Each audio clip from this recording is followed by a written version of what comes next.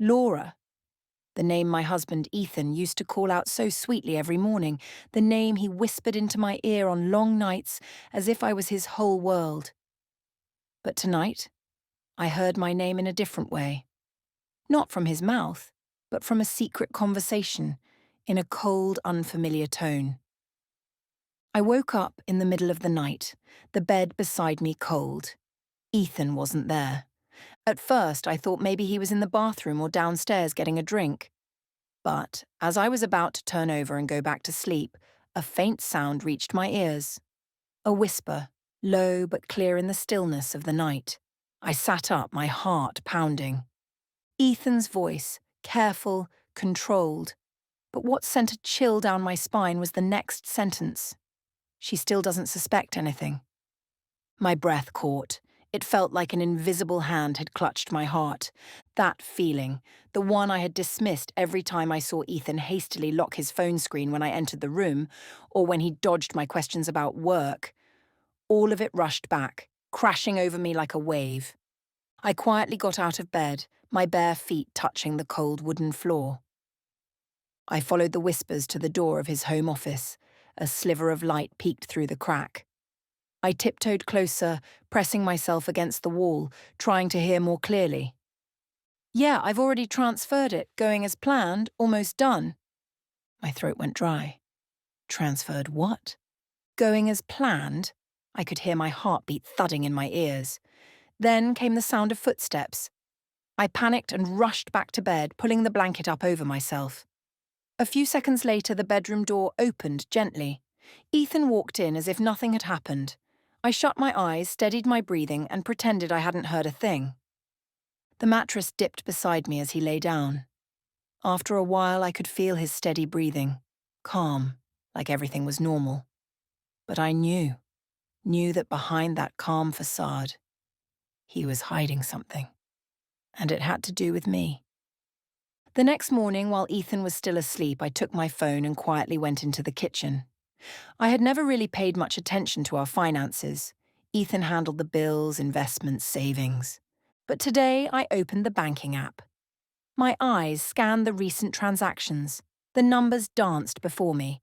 $500, $1,000, $200, $750, $2,000. All of these withdrawals happened over the last 3 months. Not huge sums, but enough to make me realize something was wrong.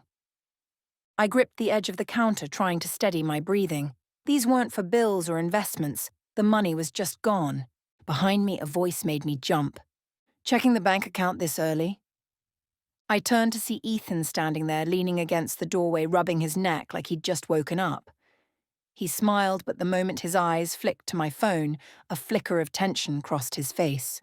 "Just randomly checking," I replied, keeping my voice even. "There are a few withdrawals I don't recognize."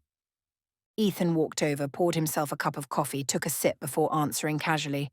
"Oh, those are just some small investments. I forgot to tell you." I looked at him, searching for any sign, any little hint, that he was lying.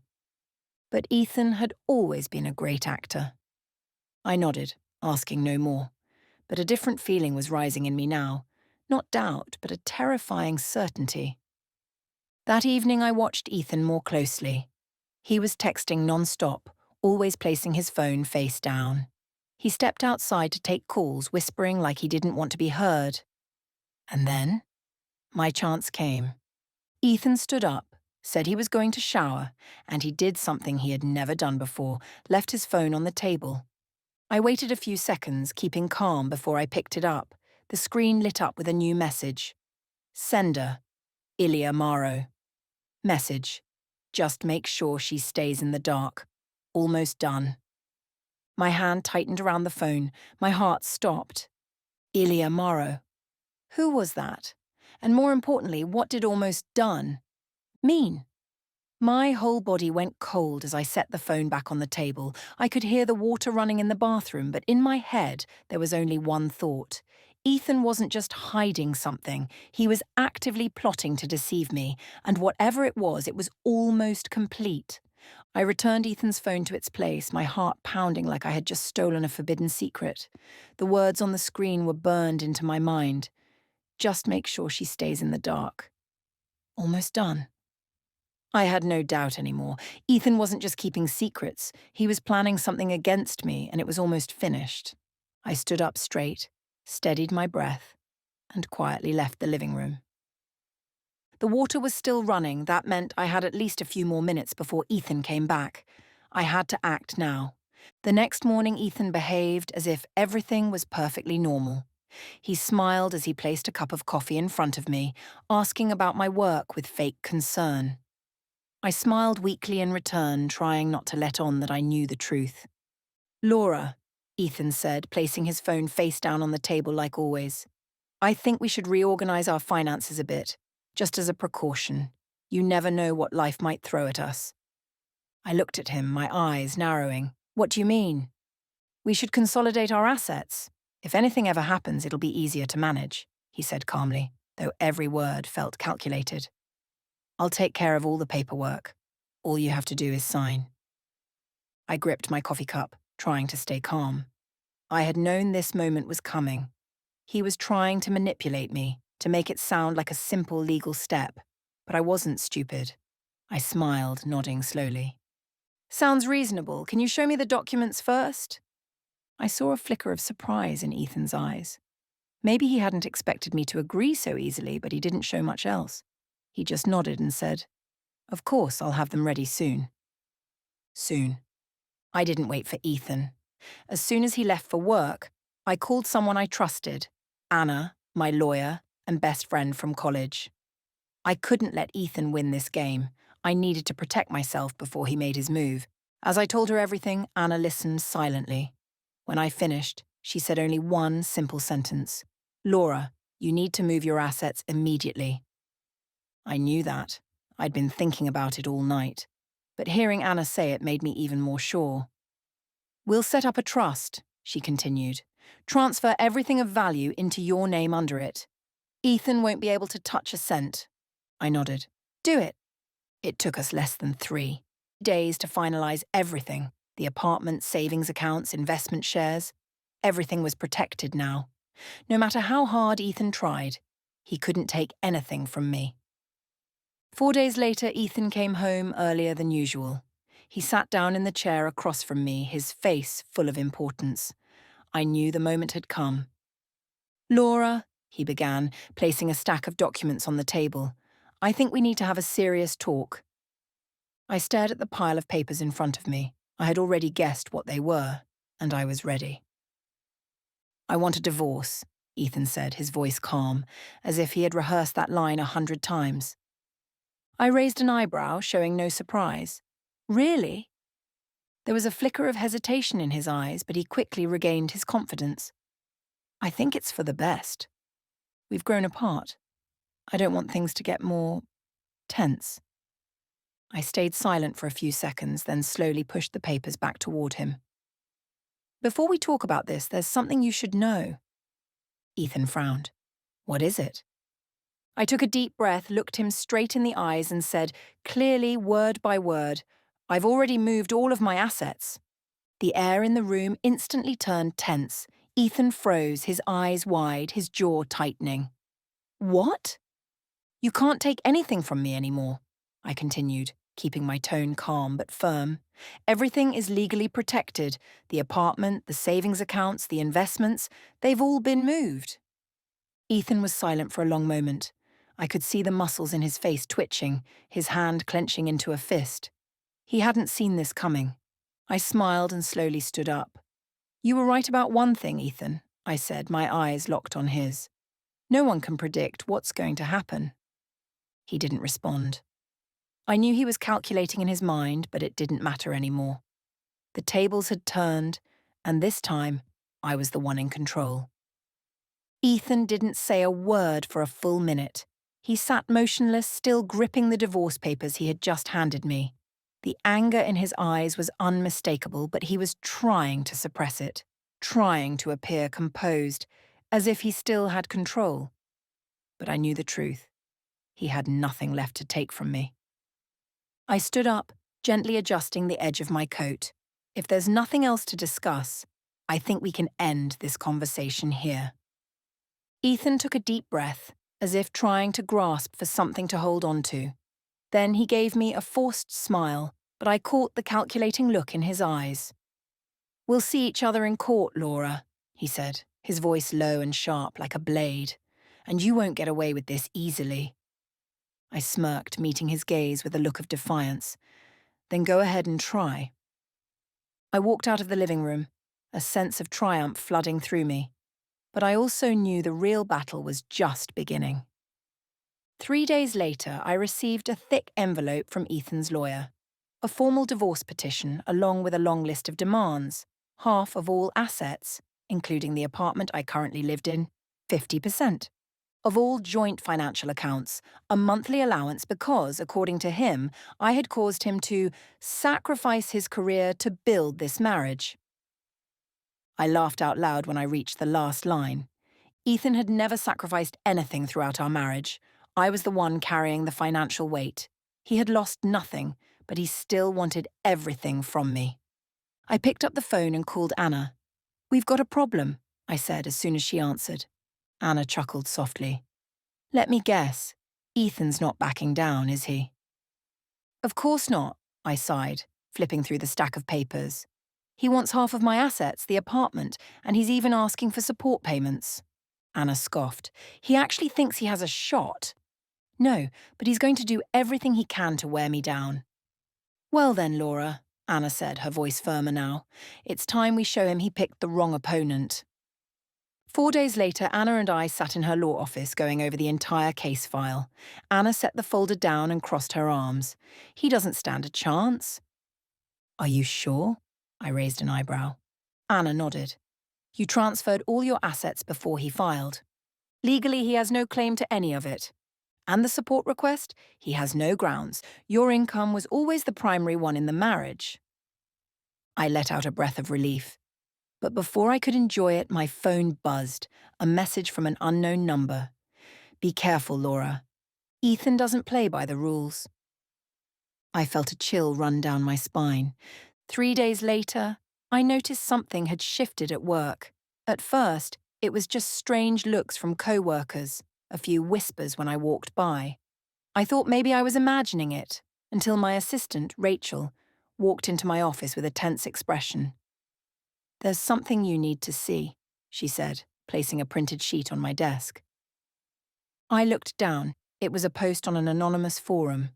A CFO embezzling company funds to hide money from her husband during a divorce. Can someone look into this? Below were dozens of comments. Some were baseless rumors, but one made my stomach turn. I know who it is. Laura. A T. I looked at Rachel, rage bubbling in my chest. "Ethan is behind this," I said coldly. Rachel nodded. "No doubt. And if this spreads, it could damage your reputation." I took a deep breath, trying to stay calm. I couldn't let Ethan destroy my career. "I need to see Anna, now," I said, grabbing my phone. "We're not letting him get away with this." I met Anna that evening. When I told her everything, she frowned.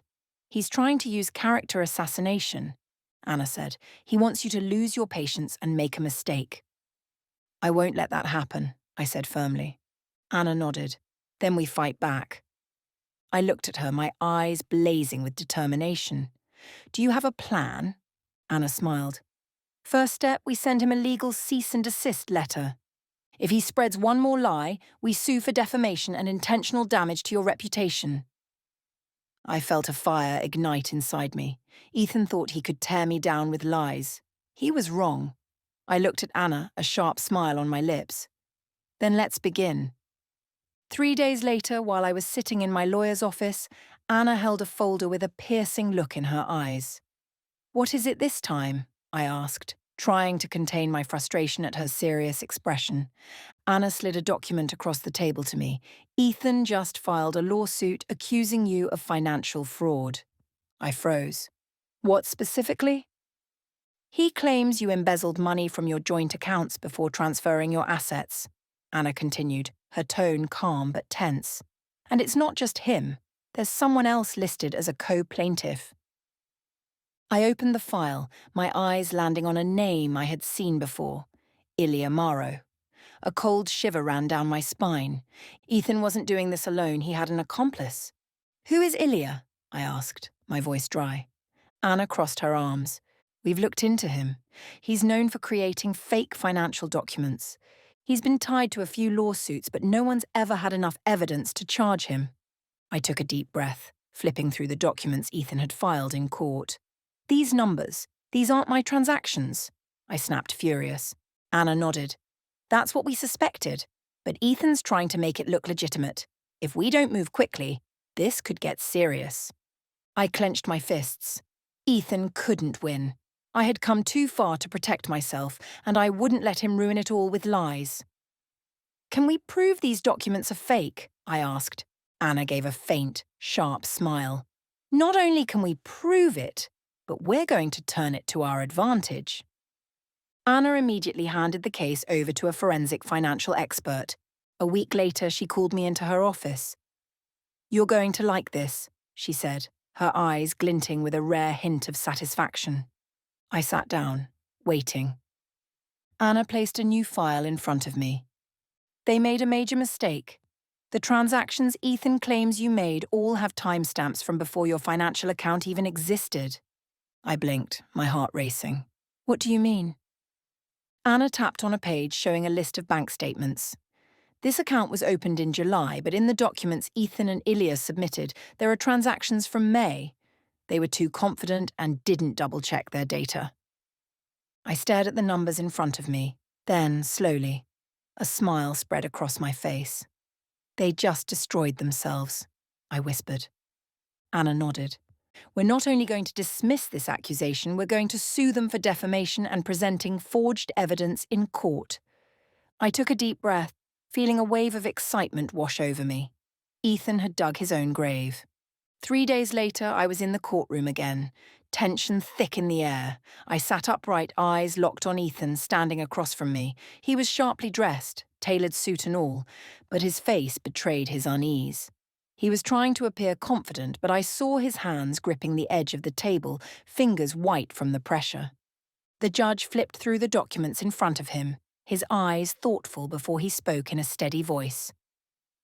Based on the evidence provided, the court finds that the transactions defendant Mr. Ethan Reynolds claimed plaintiff Ms. Laura Thompson made prior to transferring her assets were, in fact, impossible.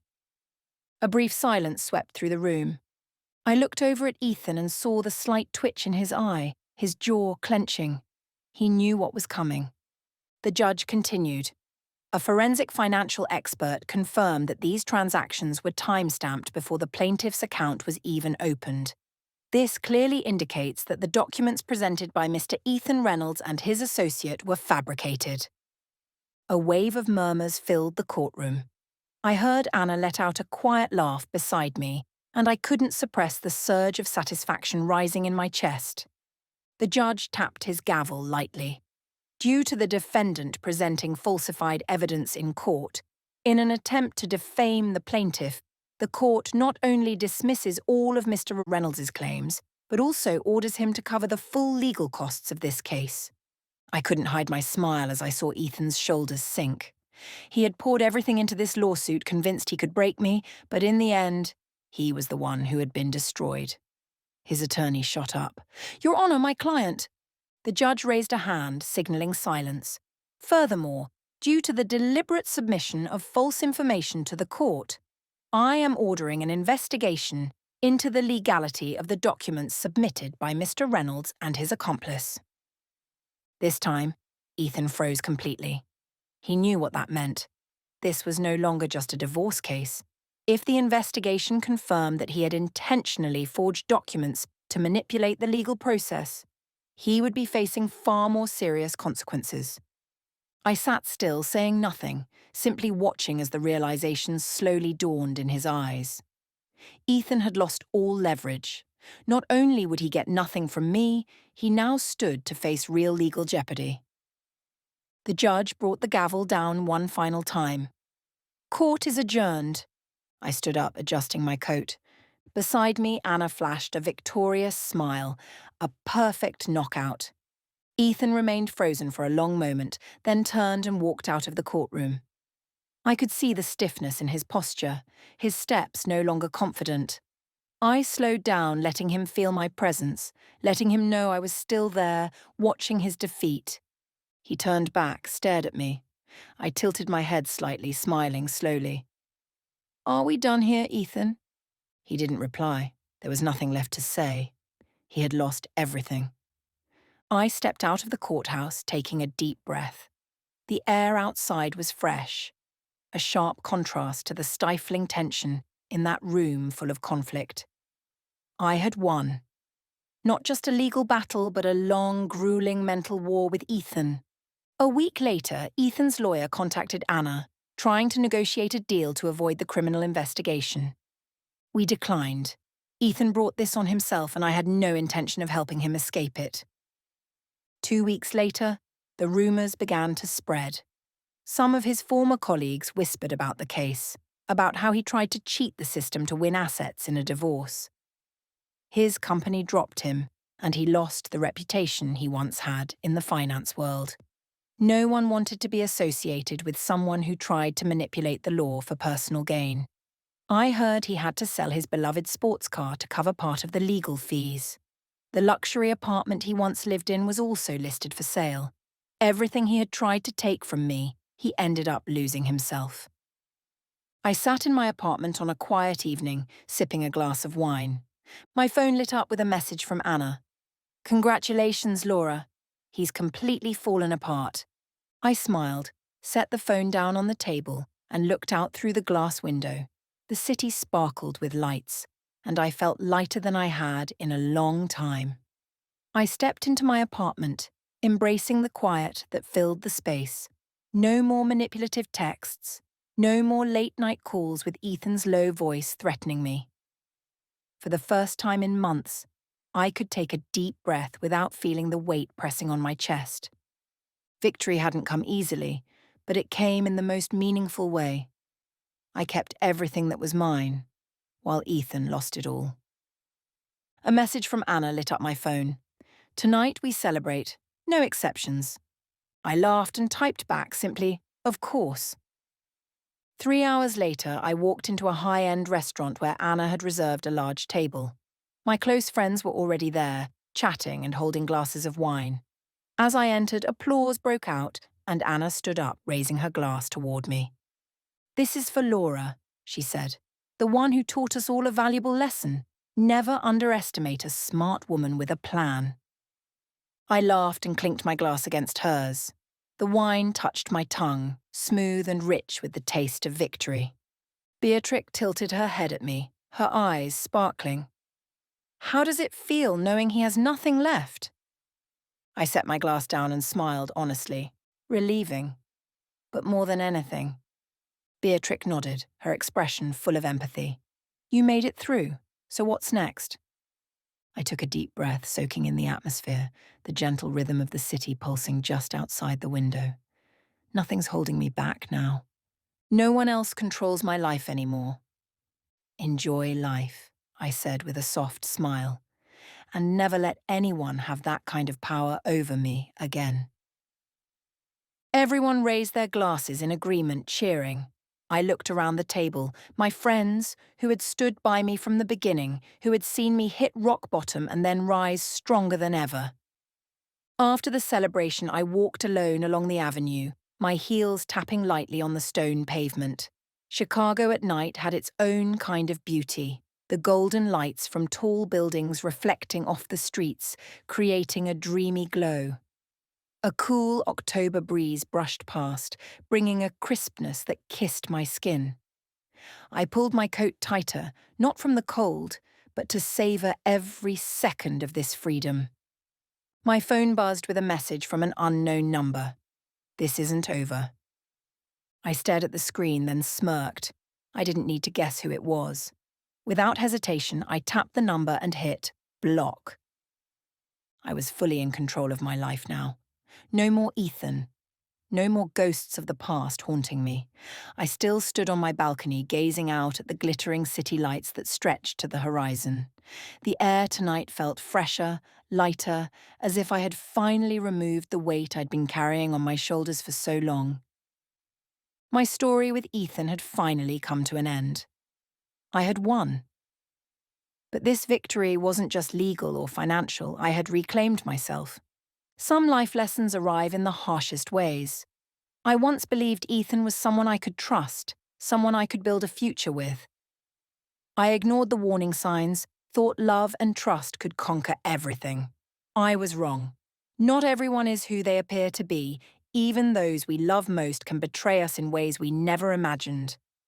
But more importantly, real strength isn't about avoiding betrayal, because no matter how careful, how loving, or how much you give, some people will still take advantage of your trust. What matters is what you do afterward. Do you let it destroy you? Or do you rise stronger and wiser? I chose the second path. What I went through wasn't just a legal battle with Ethan, it was a crash course in protecting myself, both financially and emotionally. I used to believe that love meant sharing everything, no secrets, no safeguards. But reality taught me otherwise. Protecting yourself doesn't mean you don't trust anyone. It means understanding that trust must come with preparation, especially in relationships tied to finances. Having a clear plan isn't a lack of love. It's how you ensure that, no matter what happens, you'll still stand strong. Ethan thought I'd be an easy pawn to control. He planned, manipulated, and believed I'd crumble under pressure. But he was wrong. I stayed calm, made a plan, and struck back at the right moment. There's a special power in managing your emotions, in not letting someone else dictate your fate. Ethan tried to put me in a weak position, but his overconfidence and haste exposed the cracks, and I used those cracks to bring him down. I took a sip of wine, letting the subtle bitterness linger on my tongue. The past was behind me. In front of me lay a future I owned. It may have taken me a while to realize it, but from now on, I would never let anyone control my life again. I would never allow myself to be put in a position where someone else held the power to decide my fate. I had learned to protect myself. I had reclaimed the life I should have always owned, and I would never lose it again. Life isn't always fair, and sometimes the people we trust the most are the ones who betray us. Laura's story isn't just about a divorce lawsuit. It's a lesson in trust, preparation, and self-protection. In every relationship, especially when finances are involved, never lose control over your life. When faced with betrayal, stay calm, make a plan, and strike back at the right time. Because sometimes the greatest victory isn't revenge, it's reclaiming yourself. What do you think of how Laura handled the betrayal? Share your thoughts in the comments, and don't forget to follow the channel for more real-life inspiring stories about life and family.